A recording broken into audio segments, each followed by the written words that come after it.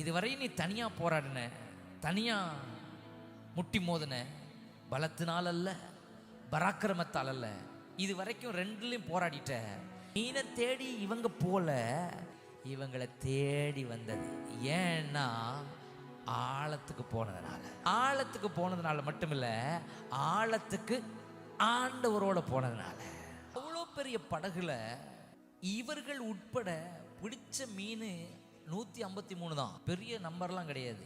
அந்த மீனை தூக்கி இந்த படகுல இவர்களால் போட முடியாத அளவுக்கு பக்கத்து படகை கூப்பிட்டு 2 படகும் எப்படி வந்துச்சுன்னா அமிழத்தக்கதா அந்த படகுல ஏறி உக்காந்தா கடல் அலைய தொட்டுக்கிட்டே வந்தாங்க.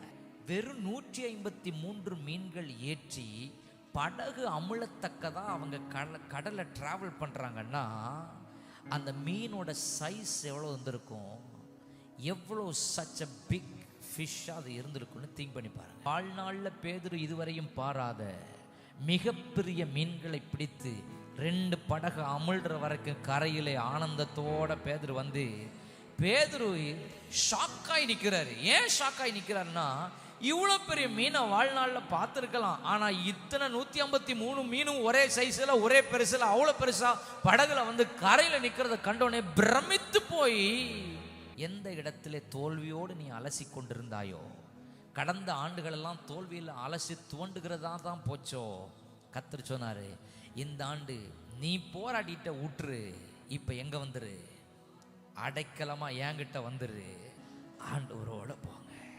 அப்போ ஆசீர்வாதம் எல்லாம் தேடி வரும்.